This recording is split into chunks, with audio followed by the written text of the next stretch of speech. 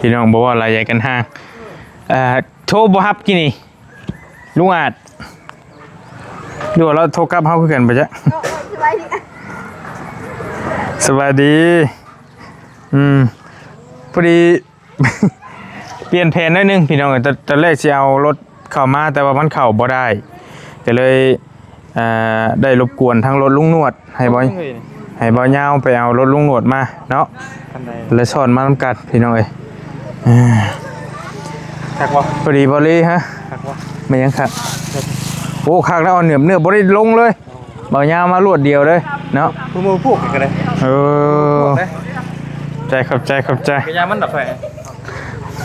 เปียกไปเลยบ่นะเพื่อนไปเลยพี่น้องเอ้ยเอาพี่น้องบอลี่เข้ามาหับสร้างก่อนเขามาหับสร้างเลยก็สิมาจ่ายเงินจ่ายทองเพิ่นสบายดีล่ะโอ้เรียบร้อยแล้วบ่นี่ท่าสีโอ้สีเจ็ดคักลีนี่โอ้มีแต่ห้อยตีนมาส่งยังเฮนี่กระจังว่ามันเจ็ดคักเนาะบ่มันส่งสามเหลี่ยมบ่เพิ่นท่าหลายรอบเด้บ่คันใดมันเล่นหนาบ่สามเหลี่ยมบ่คือเดวันที่เฮาก็อยู่ได้คักแน่เลยพี่น้องเอ้ยวันที่3เดือน10มื้อนี้พอดีเลย2025แล้วนี่บ่แม่นถือว่ามามอบเพื่อนให้น้องพันเลยแบบนี้ก็ได้นะพี่น้องเนาะคักเน่คักปาดนี่แต่ว่าถ้าให้งามกว่านี้ต้องมีสีมาตัดบ่พื้นมันหั่นนะถ้าว่าอยากเฮ็ดต่อไปแต่ว่านี่ก็ได้ละงามแล้วตัดขอบมันทาไปให้มัน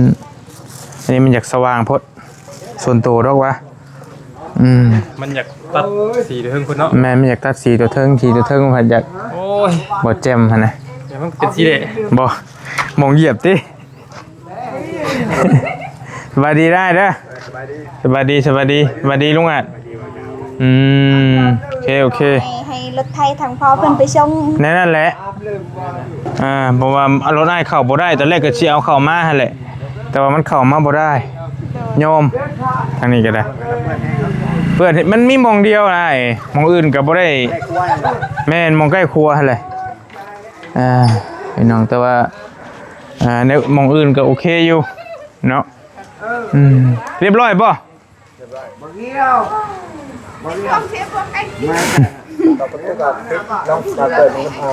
ลองมึงนะมึงได้แล้วเรียบร้อยเสร็จสมบูรณ์พี่น้องเอ้ย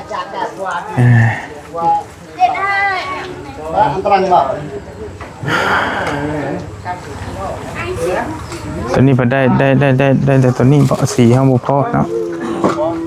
สาวงามได้เพิ่นทาสีท้าอีกกันวันนึงเจ้า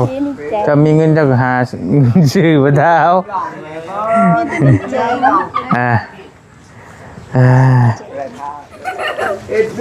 เดี๋ยวเดี๋ยวขออนุญาตขึ้นเบิ้งจังหน่อยได้เด้อขึ้นไปรีวิวให้พี่ให้น้องเบิ้งก่อนพี่น้องถือว่าเซ็ตงานถือว่าเซ็ต100%สมบูรณ์ 100% แหละเนาะอะไรมากระเว้นในมันนี่เพราะว่ามันนั่นบริยากมากกลางคืนนิดนึงมาบ่ฮอดเนาะปะเข้ามาเบิ่งฮอดอยู่แต่ว่าทางลุงบนเตรียมมาไว้แต่เช้าพุ่นเตรียมเครื่องนี่โดยอยากเมื่อแล้วเราก็ได้เนาะโดยทางลุงงอนหันเพิ่นว่าจักเมื่อย่างไปย่างมาอยู่อยากเมื่อแห้งกูมู่พุ่นน่ะโดยคักพี่น้องเอ้ยเลือดไผนี่บ่แม่นสีเน้นนาทาวอนพี่น้องเอ้ยคักนี่งามพี่น้องเฮือนน้องพันธุ์น่ะมีแต่คนย่องว่าได้เฮือนงามคักไม่แต่ทีมงานเฮาเองก็ยังย่องว่าคักแต่พี่น้องสุดยอดเนาะสุดติงกระดิ่งแมวอันนี้คือห้องทั้งพ่อเพิ่นโดยห้องทั้งพ่อเพิ่นตัวนี้พี่น้องเอ้ยเลยตามมาเบิ่งทั้งนอกก่อนนึงทั้งห้องเจ้านั่นนึงถือว่าเจ้าลองไปแล้วเนาะโดยอย่างก็ลองมาแล้วใส่กระเป๋าไว้แล้วในห้องนางพันตู้เย็นก็ใช้ไว้นี่เลยบ่จะไว้อยู่นอกก็ได้ถ้าบ่ได้อยู่เฮือนก็ต้องได้อยู่ออกอยู่ในเป็นของ เป็นของกลางก็ได้ เกิดบางทีเจ้าถ้าจะไปทางอื่นจะล็อกไว้แล้วกับคนอื่นบ่ได้กินตัวนี้ โดย นะถ้าสมมุติว่าอยาก ถ้าบ่ได้อยู่หมดทางบ่ได้อยู่หมดเงินเลยก็ต้อง ก็เอาเข้าไว้ในบ่มีปัญหาดอก โดย อันนี้คือห้องนางพันธุ์พี่น้องเนาะแต่ว่ามื้อนั้นบอลลี่ก็ลองๆมึงแล้วแหละแนวล็อกแนวหยังมันนี่ก็ถือว่าโอเคเบิดละล็อกขึ้นล็อกไปแล้วเป็นมีงานบ่ ฮะ เป็นมีงานบ่ บ่มีเขาทางพ่อตู้เพิ่นไปยาวแล้วเพิ่นเมาเหล้าแบบนี้แหละช่วยใช้ชีวิตได้นอนแล้วมื้อนี้ เยาว์บ่ โดยเชียงเราจนชอดแจงเด้ ยาแล้วเอาคือเย็น เอาก็ถอดออกวันเลยได้ใช้ ตะกี้เจ้าเสียบบ่ โดย ม อันนี้ทาง บ่มีสายไฟบัดนี้ บ่มีสายไฟแล้วก็ต้องได้ถอดออก โอเคพี่น้องก็ถือว่าบ่มีหยังละงานเราก็โอเคเบิดละเสร็จสมบูรณ์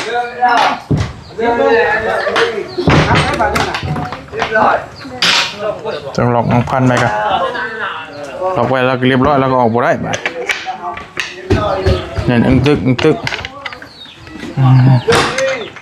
โอเคครับ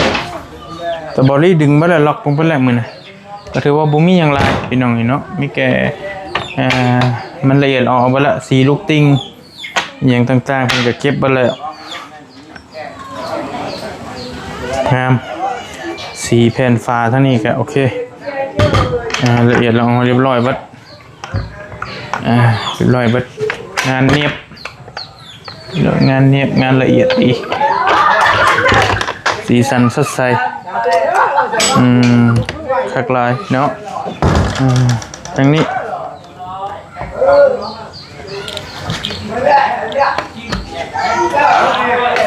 ครับน้องโอเคอยู่ประตูที่แล้วนี่กันนะเนาะโอ้มีอันนี้ข้างนี้บ่ โดย โอ้ยลูกโกด ทางสร้างเพิ่น เฮ็ดให้บ่อันนี้ ไอ้สร้างเพิ่นเฮ็ดให้เรียบร้อยก่อนสิเมื่อก็เพิ่นต้องเฮ็ดตังเอาไว้ข้างแน่นั่นเด้ มีตังค์ให้อีก โดย นี่บ่ โดย ลูกติงเรือเลยให้ตั้งไว้บัดนี้ล็อกแบบว่าหมูมากาใกล้ขึ้นพี่น้องบ่ได้เนาะแต่ว่านี่ซื้อมาใส่ใหม่ก็ได้บัดนี้อันนี้ล็อกเอา รุ่นใหญ่อยู่พุ่นบ่ อ้ายแล้วเอาไปส่ง แม่นละ ครับ บ่มีน้ำมัน บ่มีน้ำมัน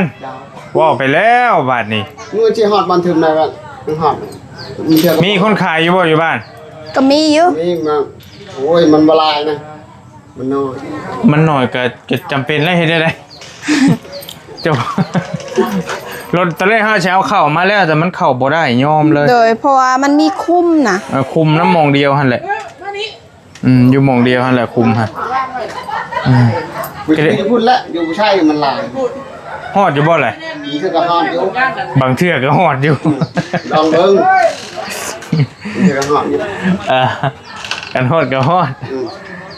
ก็ว่าบ่ฮอดก็ซื้อจะหนีไปก็ได้ถ้าจะเอาเงินให้ดอกตอนฮอดก็ไปซื้ออยู่นอกก็ได้ถ้าว่ามันหลายก็ให้ทางเอื้อยพรไปน้ำเพราะว่ามันค่ำระยันนั้นรถค่ารถหยังก็ต้องไปนำกัน ได้อยู่ดอกที่โคมที่ยังไปคนเที่ยวแซวๆอยู่ทำจังหน่อยจังออกเมื่อพี่น้องไปมีแต่เซ็ตและพี่น้องบ่มีหยังหลายเรียบร้อยไว้ละซีซากันละเอียดแล้วอ๋อเป็นท่านี่แกโดยบ่มีหยังมีแต่กะมันเป็นปองแล้วบางคนก็ว่าแต่ว่าส่วนหลายเพิ่นเฮ็ดอันนี้ได้พี่น้องบ้านเฮา โดย จะให้อากาศมันขึ้นแล้วก็เฮ็ดหม่อง ถ้าเฮาปาดแล้วมันสิลง แม่น มันสิลงเบิด หม่อง ค่ะ หม่องปัดกี่พุ่นกี่พินมันสิลงตามนี้เลย แต่ว่าอันนั้นเฮาเอาสาดน้ำปูเอาสาดคัดมันได้อยู่บ่มีปัญหา โดย ไปเดี๋ยวลงจังหน่อยสิคุยกับช่างเพิ่นแต่จังว่ากันพี่น้องเอ้ยโอเคพี่น้องเอ้ยคือขึ้นมานั่งอยู่เฮือนอยู่ซ่านบาทนี้ก็ได้เสร็จสมบูรณ์เรียบร้อยเนาะไปนั่งน้ำเนี่ยป้าเพชรโอเค แล้วแต่จังโมงหาย แล้วแต่เมื่อวานนี่ แล้วแต่ว่านี่เพิ่นบอกเอาแล้วก็ทางลุงเพิ่นยังทาพวกแคนอยู่ทางพ่อตู้ให้ทานะ ก็เลยว่ามีที่หน่อยหนึงนะถ้าถึงที่หน่อย เขาเปียกทางเพื่อนนี่ ในช้างเพิ่นเฮ็ดจานได้แล้วบางทีเพิ่นบ่ได้มาบัดเอาคืนเทินใหม่อยู่ใกล้อยู่ โอ้บัด สบายดี โดยบัดมือขึ้นเฮือนยันบ่ได้มา แม่ อ้าวเพิ่นก็ได้เฮ็ดที่ของเพิ่นนะไว้ก่อนเกี่ยวกับสร้าง ยันหักงานใหม่นี่เพิ่นบ่ได้มาลูกชู ทั้งว่าบ่ได้หับกะท่านั้นก็ยันเขามีเวียกอีหยังกับ ก็เอาเบอร์เราไว้ก็โทรเชิญแล้ว เชิญ กันฮอดมือขึ้น นั่นแหละเอาไว้เด้ตุกขายเอาไว้เลย เอาเบอร์ไว้โทรเพิ่น งอน กันเพิ่นว่างกับเพิ่นมา ตัวนั้นมันบ่ได้เอาจำนี่ แล้วเขายืนเพิ่นอยู่ใกล้กันนั่นแหละ เพิ่นเดียวเลยล่ะ คนใดคนหนึ่งก็ได้เพิ่นอยู่ใกล้กัน3คนเพิ่น เหมือนกันเพิ่นไก่ ในใจเพิ่นว่าอะไรเลยค่ะ มีตู้กล้าเทียมไว้ระบ่ใส่มือขึ้นมือนั่นยังบ่ทันได้วางบ่ ก็ทางให้เขาพรรษาแล้วก็ เอา เพิ่ พั น นชาเลย ออก แม่นเข่า ออกพรรษามันก็คือว่าวันที่7บ่เพิ่นว่านะมันดำมือนี่เด้นี่ เวทนันก่อนแล้วจังหามือ จังหาเนาะ ดู ก็จังว่ากันก็พอดีนะพี่น้องเอ้ยเดือน1,000นี่ก็พอดีแมทกับออกพรรษาพอดีเป๊ะเลยเนาะแล้ววันนี้วันที่3แล้วก็ประมาณอีกที่4ที่5ที่6ที่7อีก3-4มื้อก็แม่นออกพรรษาออกพรรษาพอดีก็แล้วจังว่ากันอีกเทื่อนึงตัวนั้นก็ได้ จังกะเกียมกันเนาะจังกะเกียมแล้วก็จังชี้แจ้งพี่แจ้งน้องแจ้ง FC เฮาอีกเทื่อนึงว่าสิได้ขึ้นสิได้หยังมื้อใดพี่น้องเฉลิมฉลองมื้อใดจังใดก็จังว่ากันเนาะอันนี้ก็ได้ก็ซ้ำคันสิได้ขึ้นก็ซ้ำเฮามีหั่นแหละขึ้นตามมีตามเกิดหั่นแหละพี่น้องเอ้ย อันก็ห้ามสนุ เริ่มขึ้นก็ได้ เดือน12อยู่ตังเจนได้รอ ไปโอเคมีแต่สิเอาเงินจ่ายให้ทางไอ้สร้างเพิ่นเลยพี่น้องเนาะทางลุงหนวดเพิ่นให้แล้วเนาะไอ้เนาะ โดย โอเคยังเดือเท่าไหร่ก็เฮาคุยกันมื้อนี้ คิดหา 11 ล้าน5แสนเนาะเพราะว่าทั้งหมดนั้นมันมี16ล้านทวดค่าสร้างอ้ายแล้วนั่นแหละมือก่อนแรกๆเพิ่นน่ะบ่รีจ่ายให้อ้ายเพิ่นขอเบิกก่อนคนละ5แสนบ่รีจ่ายไปแล้วล้านห้าแล้วนำลุงหนวดจ่ายให้หั่น 3 ล้านแล้วก็ยังอยู่11ล้าน5แสนบัดนี้ทั้งเบิดมัน16ล้านนะพี่น้องเอ้ยไปสินับให้นับเบิ่งเช็คเบิ่งนำกันก่อน 11ล้าน5แสนเอานับมาไว้แล้วนับเบิ่งใส่ในถ้าหยังมันได้เบิ่งนำกันรถบ่เป็นหยังเพราะมันบางอันเฮาเอามาแต่ห้านเฮาก็บ่ได้นับเลยหั่นน่ะไปทนมาแต่ห้านก็อ้ายนับเบิ่งว่าใส่ในมันดีจังมันขาดตัวนั้น5แสนตัวนั้นนับเบิ่งก่อน แล้วดูไปนี่ก็จะไปละได้พอดีได้ โอ้ยยันว่ามัน บ่เป็นหยังบ่เป็นหยังบ่เป็นหยังมัน โอ้ นับเบิ่งร่วมกันแล้วนะ บ่เป็นหยังบ่ดีจุกเลย หมดแล้วบ่ เอานับก็นับนับเลย นับร้อยมันจังคักใจน้ำกันเฮานี่แหล้วบ่แล้วให้มันคักๆนะเพราะว่าเฮาก็ไปทนมาแต่ห้านบางเนี่ยเฮาก็บ่ได้นับมันยันว่ามันขาดจุ่มเจ้าก็บ่คักอีกบ่คักใจอีก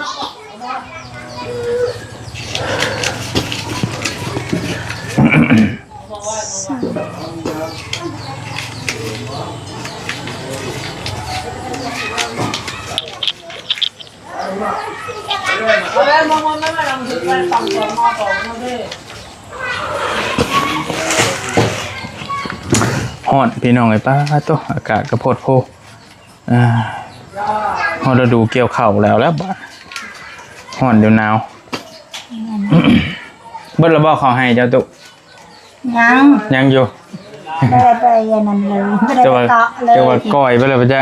อยากทำ ก็ยังเขานี่ ก็ ก็ ว่าลาย กำลังออกเลยเด้ จักหกหนึ่งเมื่อสิลายจำได้กับปะจิว โอ้โดย ตอนฉากบางทีเอ้ยพอดตื่นคือตอนประจานไปตันคือแชงเวียงนู้มาก็ บ่ขาดบ่เกินหน่อยเนาะ เฟะเลยเออเรียบร้อย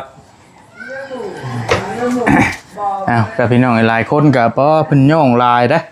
อสีมือสร้างเฮางามบ่ซั่นคักพี่น้องเนาะย่องมาอึกกระทึกอยู่คักละเอียด หมดบ้านอันนี้ก็ย่อง บดบ้านก็ย่องบ่ตุ ย่อง โอ้โห เพิ่นก็ว่าย่องเวิดบ้านแล้วเพิ่นไปจากคน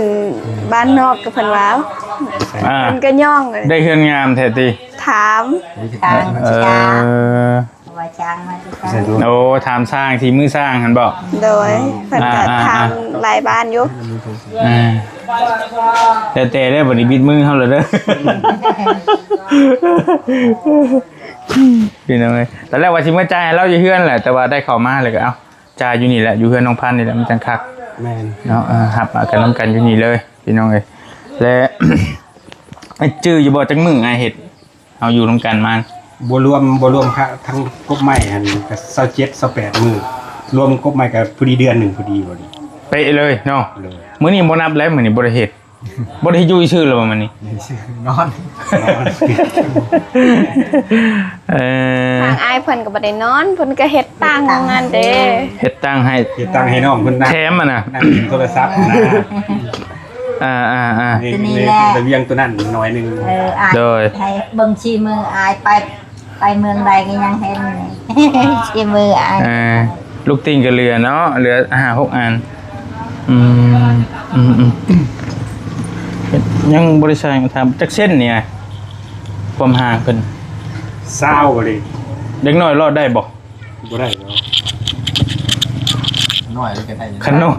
น้อย คันชำลูกหลานเจ้าได้บ่ได้ลูกหลานเจ้าได้เนาะ ได้ ได้ 20เซนแต่ก็พอดีงามแล้วคันว่าสีกูนี่ก็คือสิว่าขยำขยี้เพราะ ชาวเช่นหัดศูนย์50ศูนย์กลางศูนย์กลางชาวสิแม่นก็ เรา สิ ที่ ไป ศูนย์กลางหาศูนย์กลางเนี่ยบ่นี่คือว่า จากพี่ จากพี่ จากพี่มาฮอดพี่ แต่รอบตัวนี้มันมีแค่16อันนี้เป็น2 ปองมันน่ะดี16เซนบ่ เลย ประมาณนั้น 17เซนประมาณนี้ โอเคก็ถือว่าเรียบร้อยเนาะบ่ได้มีอันนั้นบ่พอลงพันบ่ได้มีหม่องติหม่องหยังบ่งามคักบ่ แล้วครับไม่เด้อเอาไม้เจ้า ไม่เพิ่นเอิ้นว่ายังไม่หยังงามบ่ งาม บ่แม่นอ้อบ่ ออก็ดี อ้อก็ดี งามไปบ่ไหม้ หลายภาษาอีหลีบ่แม่นหยังดอกคันว่านั่นก็ยันว่าเราบ่กล้าเว้านะ บ่ ก็ให้ บริหน่อยนึงนะบริเด้อก็ถือโอกาสมอบงานเลยเด้อบริเด้อ โดย กัดที่เทียนกะให้บริเบิ่งเอา โดย ว่ามันบ่งามมองได้เก่าเก่าแบบแปลงให้ โดย ให้เดี๋ยว ก็บ่แม่นว่าติก็สิบ่แม่นว่าให้ว่าเครียดก็ดอกคือตอนเพิ่นอยู่หั่นน่ะเฮาก็ให้เพิ่นแก้ให้ว่ามันผิดหม่องนี้ก็บอกเพิ่นหั่นน่ะบ่แม่นว่าสิให้สิเครียดกัน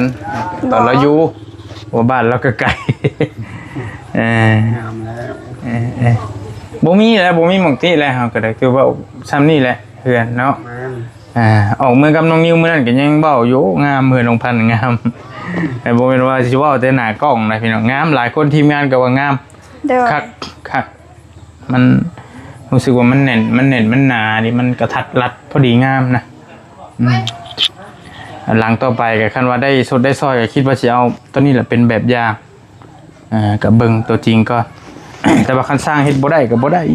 ด้แบบอีกทั้งเบิดนี่คือเฉพาะไม้แป้นปูนี่จักแผ่น 30พอดีเลย 30แผ่น รวมแล้วเป็น60 ทั้งอันนี้แป้นฟ้า บ่เฉพาะแผ่นปูนแถวละ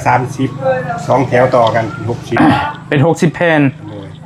ย เพราะมันต้องได้โตกันเนาะ วันนี้มาพาเศษหน่อยที่ให้มันเศษเป็นทางที่เศษหน่อย2ทำ ขายมันเสียแต่ขายมันบ่เสียมันบ่ได้มันเพิ่นถือ อืมรวมแล้วก็เป็น31วันนี้กันใหญ่เต็มมัน30 60บ่หรือ30ห้องบวกเขา 60คือว่าแถวนั้น30แถวนี้30 โอเคไปดิเป็น60แผ่น เลย และไม่เป็นอันนี้เด้เป็นฝาน รวมแล้วทั้งเบิดอันน่ะ ชามัดได้เนาะ ที่เศร้าหันเหลืออยู่4แผ่นผมคิดไปว่าอันนี้4แผ่น สำหรับที่ 100แผ่น ก็19แผ่น19มัดกับ1แผ่นเอาเลยบ่ฮอด100เลย เกือบเนาะ เกือบฮอด ตีร้อยแล้วแหละ ที่100แล้ว ง่ายดี เพราะว่า เพราะว่ามัดหนึ่งมันมีหาเด้มีหาแผ่นและทั้งเบิดนั้นบริสั่งตอนแรกมันสั่งมา25ตับ แล้ววันนี้แหละมันเหลืออยู่5มัด5ตับนั่นแหละแล้วมาเฮา แผ่น แล้วบัดเฮามาคูณเบิ่งสามมัดมันได้อยู่100แผ่นพอดีจำพอดีครับเป็นพอดีนะเพราะอ้ายเพิ่นไล่คำนวณคือว่าคำนวณเกินหน่อยนึง บริโลกมันกบเลยได้พอยำบกได้หลายเต็มก่อน ก็ยากแล้ว เอามาใส่เก็บเศษมาใส่ได้แต่มันคือเป็นบริษัทตัวนั้นนะมันก็เลยเรือลายมัน บ่อยากแกะอันใหม่เนาะ อยากให้มันเสียหายหลายนะบัดนี้เสียแทบสิบ่มีเลยบัดนี้เพิ่นเว้าย่องตัวเองเลยเสียแทบสิบ่มีคือเบิ่งก็ได้เสียไปกองไว้นะ มีแต่เศษเดี๋ยวเจ้าเอามาประดิษฐ์ใช้ได้เบิดเลย โดยแล้วเอามาใส่ได้ก็เก็บไว้ บ่อยากทิ่มก็แม่นอยู่แต่เพราะว่านั่นต้องใส่ได้หั่นเนาะสั่นๆได้หั่นเนาะคือตัวนั้นคือเจตัวนั้นก็สั่นๆขึ้นได้หั่นพี่น้องต้องเก็บมาใส่แล้วก็งามเฉยเลยก็มันก็แล้วแต่คือว่าคืออ้ายแล้วว่านี่แต่ว่าบางช่างบางที่ก็เศษร้ายทิ่มอะหยะอยู่เฮาก็โอ้ทิ่มของแต่ว่าอันนี้เพิ่นก็โอเคละเอียดละออดีพี่น้องเอ้ยจบจากนี้แล้วสิไปใช้ต่อเพิ่น ก็ยังบ่ฮู้ว่าดีก็เบิ่งว่ามีงานเข้ามามื้อใดก็เบิ่งว่า แต่อ้ายรับตลอดบ่โดย ก็ทำเผื่อไว้นะ รับตลอดบ่ดี รับตลอดแรงตลอดฝนเนาะ เรียนง่ายนะเห็นง่าย พี่น้องเอ้ยยันว่าพ่อแม่พี่น้องอยากจ้างอยากทั้งใดทั้งอื่นต่อนะไปไกลไปใกล้ทำได้อ้าย นี่ไปไกลเลย เพราะว่าหลายคนเห็นสีมือเจ้างามบางทีเพิ่นเป็น MC เฮาเพิ่นอยากจ้างไปเฮ็ดหยังก็ว่ากัน เขายืมเอาเขากับเขาอยู่แขวงก่อนซะ ในแข่งสวรรค์เนาะไปเนาะโอเคเมืองน้องเชฟพูนก็เป็นแข่งสวรรค์ได้พี่น้องไป มันก็ยืนน้ำแข่งสวรรค์ฮะเด้ไปคือกัน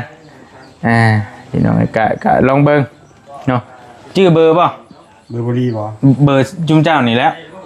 TFC เพิ่นอยากโทรไปให้ไปเฮ็ดเฮือนเฮ็ดซ่านก็ว่าเพื่อไว้ ก็เบอร์บ่ดีอะไรบ่ บอกได้บ่บอกออกกล้องได้บ่ ชื่อบ่ได้บ่ค่าชื่อ อันนั้นเฮาบอกได้บ่ ได้ โอเคบางทีพ่อแม่พี่น้องเพิ่นอยากติดต่อไปเฮ็ดเฮือนเฮ็ดซ่านก็ว่ากันพี่น้องเอ้ยเนาะเอ้า ยินดีเด้อพี่น้อง เพื่อเพิ่นอยากไปจ้างไปราคากันเองเว้ากันง่ายๆพี่น้องเอ้ยตำแจ่วมะพริกให้เรากินก็ได้คันบ่มีเรากินแต่ละมื้อก็ได้ เบอร์ไอ้อาดเด้อพี่น้องเด้อ020-996-76997 เป็นเบอร์ไอ้อาดหรือว่าเบอร์ลุงอาดเท่านี้แหละโทรมาถามได้คันอยากจ้างเพิ่นไปเฮ็ดเฮือนเฮ็ดซ่านก็เฮ็ดได้ทั้งเฮือนดินเฮือนไม้น้อยเนาะโอเคพี่น้องราคากันล้มกันมาสิจ้างเท่าไรก็จังว่ากันโทรมาหาเราได้พี่น้องเอ้ยมีแต่กับสุดท้ายนี่เฮาอยากว่าน้ำมีตู้กับพอน้องพันธุ์นิดนึงเด้อเพราะว่าทั้งผู้ใหญ่เพิ่นฝากมาบอกเรื่องเฮือนเรื่องซ่านนี่เพิ่นให้เฮาว่ากับมีตู้กับเจ้าหั่นแหละว่าเฮือนนี่เพิ่นเฮ็ดให้น้องพันธุ์เด้อเพิ่นเฮ็ดให้น้องพันธุ์ให้ แม่บ่ว่าหยัง เพิ่นเฮาก็เว้าตามเพิ่นหั่นแหละผู้เพิ่นซอยหั่นแหละเพิ่นให้เป็นสิทธิ์ของน้องพันธุ์หั่นน่ะอีหยังก็ได้แต่ว่าพ่อแม่ก็ให้มาอยู่น้ำกันหั่นแหละ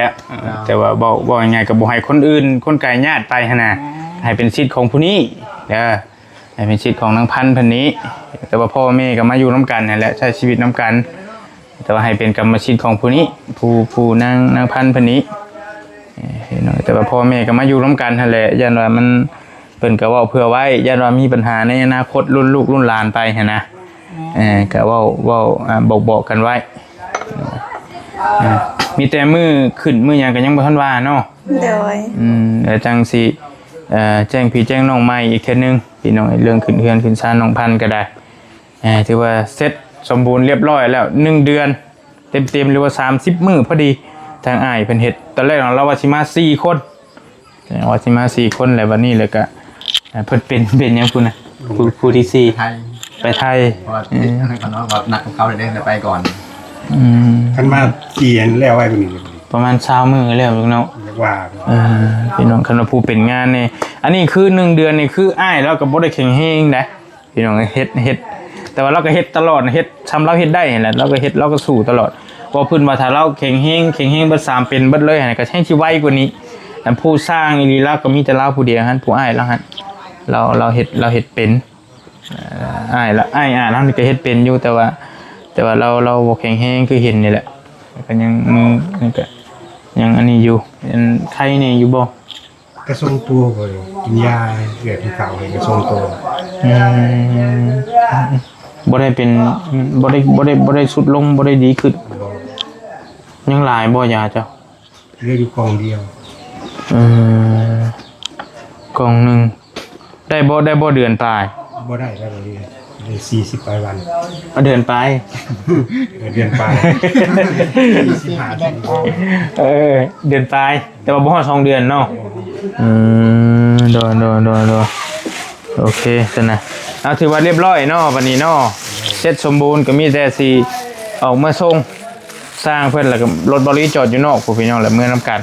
จังได๋ก็ได้ถือว่าเป็นเฮือนหลังที่2ที่เฮาเฮ็ดให้อยู่บ้านเทอมนี้หลังแรกเป็นเฮือนน้องพันธุ์เฮือนน้องพรหลังที่2เป็นเฮือนน้องพันธุ์เนาะเสร็จแล้วพี่น้องแล้วก็บ่ได้มีอีหยังต่อบ่ได้มีว่าสิไปเฮ็ดหยังต่อบ่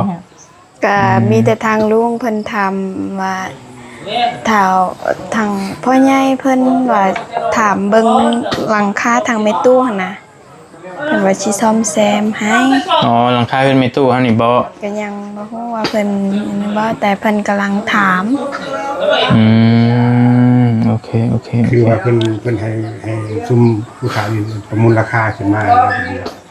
ให้เว้าได้หรือบ่เว้าไปแล้วว่ามีสิบุญไปแล้วซ่อมเฉพาะชุดหลังคาบ่เปลี่ยนสังกะสีใหม่ลายขาวอย่างยังติดพัดลมใหม่เบิดเท่าไหร่ไอ้ที่ไป4ล้านเปิดเลยลื้อออกแล้วเอาไม่ใช่ไหมบ่ไม่เก่าแต่ว่าดิเซอร์ยับขึ้นใหม่ให้มันชันมันมาทางนั้นที่อยู่เก่านะมันมีแต่ลื้อสังกะสีออกแล้วเปลี่ยนสังกะสีใช่ไหมใช่ไหมลมก็ใช่มากมันต้องย้ายขาวใหม่ย้ายขาวใหม่ใช้พัดลมให้4 ล้าน 5เนาะมาใหม่ก็มาโอเคอย่างแรกกินน้ำไม้น้ำแม่นี่นะกินน้ำไม้ตลอดได้ภาษาเราถึงเมื่อจะคำตึ๊บไพ่ได้หลายอ่านนี่จะได้หลายเบิ่งบ่ได้ทางอ้ายเพิ่นนี่ว่าพี่บ่โดยเราจะได้ลายอยู่แต่เราว่าภาษาเราเทิงหันลายแต่เพิ่นจะน่าจะฮู้ลายแหละแต่เราเว้าก็บ่ค่อยเป็นปานใดนะแต่ว่าเฮามาอยู่เรื่อยแล้วเฮาเว้าบางทีคือน้องเพิ่นเว้าภาษาลาวเทิงสิก็พอฟังออกหน่อยเนาะเราฟังออกแต่บางคำก็เราเว้าบ่เป็นบางคำก็เว้าออกก็เพิ่นก็เว้าได้นำว่าเราบ่โอเคแหละมีแต่สุดท้ายสุดแล้วให้ทางน้องพันเด้อล่ะเด้อนบมือนำกันเบิดนี่แหละผมบ่ขอบใจผู้ใหญ่ใจดีเด้อผู้ใหญ่ใจบุญเพิ่นเบิดสุขุทุกคนที่ได้สดได้ซอยเจ้าผู้เล็กผู้น้อยนั่นแหละมาตื่มกันจนได้เป็นเพื่อนหลังนึงพี่น้องเอ้ยโดยให้มีตู้ว่าก่อนก็ได้ให้บุญชูชงจอยได้ใช้บัวซ้อน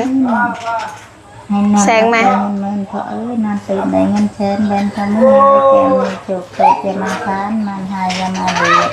ให้มันเสมอในแก่นแน่นดังที่ตอนตั้งขึ้นแค่ร้อนน้ำประกาศพนมเด้อพอเด้อมีคนกลมคารวยกาบ ตั้งเทียนเทินดังกระถาคนเฮามีคนเดินแวหาจ้าสิ โดย ให้ยืนในนี้เราเอ็ดกันปัญญาได้บ่เด้อวิญญาณพระเจ้า โดย อยู่กับลูกกับหลานไปนานๆเด้อพอสาธุ โดยสาธุอ่ะ ว้าว เจ้าของเฮือนบัดนี้เว้าเลย โดยกะขอบคุญขอบคุณหลายๆเด้อพ่อใหญ่ทุกคนที่มาสดใสลูกหลานก็ขอให้พ่อจงมีสุขภาพแข็งแรงความเจ็บบ่ให้ใดความไข้บ่ให้มีปรารถนาสิ่งใดขอให้พ่อได้สิ่งนั้นเด้อขอให้พ่อให้ร่ำให้รวยไปตอหน้าขึ้นยงๆบ่ให้ลงจากเถือเด้อพ่อเด้อพ่อไปทางใดก็ขอให้มีคนหักคนเพลงสิ่งที่สำคัญก็ขอให้พ่อได้อายุมันขวัญยืนและขอให้ได้อยู่กับครอบครัวไปดนๆและลูกหลานเด้อสาธุ สาธุเด้อ แล้วก็ขอบคุญขอบคุณทางอายเรื่องที่มาสะพานบุญให้ก็ขอให้อายไปทางใดก็จงมีสุขภาพแข็งแรงความเจ็บบ่ให้ใดความไข้บ่มีปรารถนาสิ่งใดขอให้อายได้สิ่งนั้นเด้อขอให้อายได้สมมุ่งมั่นปรารถนาเฮ็ดธุรกิจการหยังก็ขอให้สำเร็จแล้วก็สิ่งที่สำคัญก็ขอให้อายุวันยืนแล้วก็ได้อยู่กับครอบครัวไปดนๆเด้อ โดยขอบใจหลายๆขอบใจทั้งไอ้ช่างเพิ่นจักหน่อยเด้อเฮ็ดเฮือนงามๆให้เจ้าอยู่เด้อ ไอทางลุงเพิ่นทางสาม โดย เด็กก็ให้ลุงไปทางใดก็จงมีสุขภาพแข็งแรงความเจ็บบ่ให้ใดความไข้บ่มีขอให้ลุงปรารถนาสิ่งใดขอให้ได้สิ่งนั้นขอให้ได้ทรงมุ่งมั่นปรารถนาเด้อขึ้นยงๆบ่ให้ลงจากเถือกก็สิ่งที่สำคัญก็ขอให้อายุบันยืนเด้อสา โด ธุ ยโอเคเนาะก็ขอบใจหลายๆเด้ออ้ายเด้อ ขอบใจห บัด ลายๆ จุกคนเนาะขอบใจหลายๆเฮือนงามเฮงพี่น้องเอ้ยเนาะ สร้างก็ได้บ่ดีเด้อ โดย เวลาเรียกงานมาเฮ็ดให้ โดย ก็ให้บริสุขภาพร่างกายดีๆกับตาของไปแต่เจ็บทุกอย่างเด้อ โดย ทางก็ขอให้ปลอดภัยทั้งไปและกลับเด้อบ่ดีเด้อ โดย โดยคือบอลลี่ว่าไว้ให้แหละอันสร้างกับบูธนะพี่น้องแต่ว่าบอลลี่นี่แหละเป็นคนคิดได้นะคิดว่าอยากซอยทั้งไอ้อาจแล้วนี่เพราะว่าไอ้อาจเราก็คือเห็นนั่นแหละเราก็ว่างงานเราบ่ค่อยแข็งแรงก็อยากหางานให้เราเฮ็ดนํพอมีรายได้นะพอได้เกื้อกูลพอได้ใช้ได้จ่ายพี่น้องเอ้ยก็ถือว่าสำเร็จแล้วเนาะก็อย่างจังน้อยบ่ เอ้าเหมือนอวยพรนะ พอได้บ่ ยาแล้วเราบ่ได้ก็ยาเนาะไปมีแต่เมื่อบัดนี้พี่น้องโอเคเรียบร้อยเด้อพี่น้องเด้อเดินทางปลอดภัยเด้อ ทุกคนเด้อกันเด้อ โดย มีโอกาสก็คือจะได้ร่วมงานกันใหม่เนาะ มีโอกาส โดยไปกับมาสิคำบัด ส นี้ บายดี โดยโอเคไปพี่น้องโอเคถือว่าเสร็จสมบูรณ์เรียบร้อยเรียบบัดนี้เฮือนน้องพันธุ์เนาะถือว่าเป็นงานชิ้นโบแดงของทางสร้างเฮานำเพิ่นเฮ็ดเสร็จสมบูรณ์เรียบร้อยแล้วพี่น้องงามแฮงหลายคนก็ย่องมามีแต่เสียงเดียวกันว่างามว่าซั่นเอาขอบใจหลายๆเด้อทางบริก็เป็นเกียรติหลายที่ได้เป็นสะพานบุญให้ทางผู้ใหญ่ใจะดีเพิ่นเนาะยินดีปลื้มปิตินำที่ได้เฮ็ดได้สร้างใหม่ๆงามๆอยู่เนาะก็ขอบใจขอบคุณหลายๆทั้งพ่อผู้ใหญ่ใจะดีหรือว่าผู้ใหญ่ใจบุญบัดจุขู่ทุกคนนั่นแหละที่เพิ่นสมทบมาผู้เล็กผู้น้อยผู้ร้อยผู้พันจนเป็นเฮือนหลังนึงได้เนาะเอาก็ให้เพิ่นอยู่ดีมีแฮงให้โชคให้มานให้ร่ำให้รวยปรารถนาสิ่งใดก็ให้ได้สิ่งนั้นสมความมุ่งมั่นปรารถนาเนาะตามบุญตามกรรมที่เพิ่นได้สร้างไว้ให้เพิ่นอยู่ดีมีแฮงสุขภาพเข้มแข็งร่ำรวยเฮงๆปังๆอย่าขัดอย่าของอย่าเจ็บอย่าจนสาธุเด้อไปสำหรับคลิปนี้บอลลี่ไปก่อนแล้วมอบเพื่อนให้น้องพันธุ์เรียบร้อยเสร็จสมบูรณ์บ๊ายบายเจอกันใหม่พี่น้องโดย